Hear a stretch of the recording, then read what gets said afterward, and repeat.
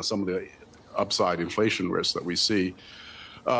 First off, if we look, the persistence of inflation, even though the headline number has come down, has been a bit higher. A lot of that's got to do with significant components like food and core, which is a good chunk of the core inflation number, and that's the core has come in at about 1.5%, so obviously higher than the headline number. And we also see that there's likely to be increased inflationary pressure from the recovery, which is likely to continue. Tourism is going to come in quite strongly this year. Those are the kinds of things that will impact inflation, especially food and core type inflation as well. And also, importantly, there's going to be a new government, and there's probably likely to be a lot of spending side measures that are going to be done. There's talk about minimum wages increases and whatnot. So those are some of the kinds of inflationary upside risks that we see.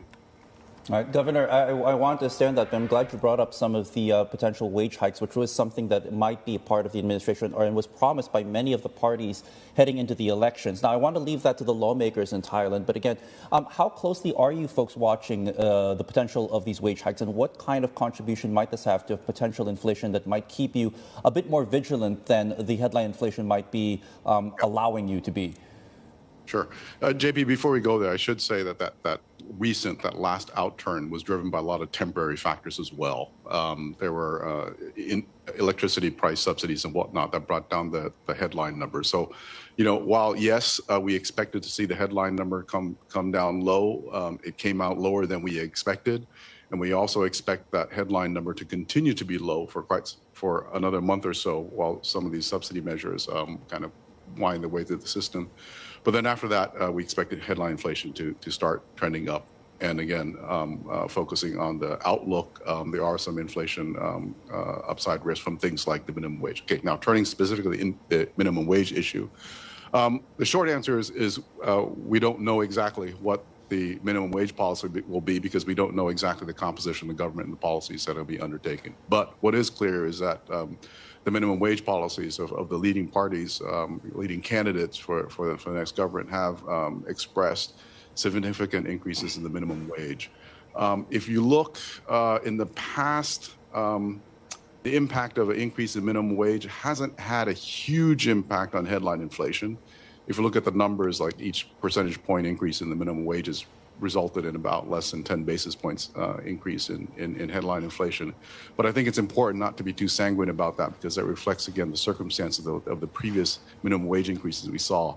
Things are a bit different now. There's, I think, a higher tendency for pass-through, cost pass-through from firms and whatnot. So we shouldn't be lulled into a sense of complacency regarding the possible impact of minimum wage increases on the headline inflation number. Right.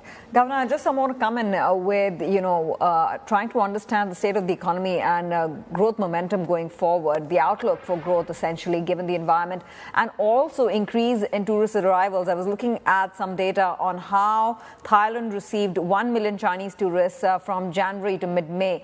How do the numbers stack up in terms of contribution to growth coming in from travel and tourism and the export sector?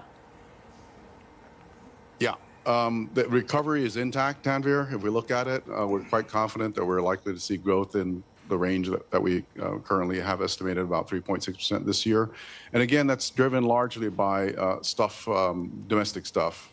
We see continued strong growth in private consumption. We see continued strong arrivals in tourism. We have a forecast this year of 29 million tourists.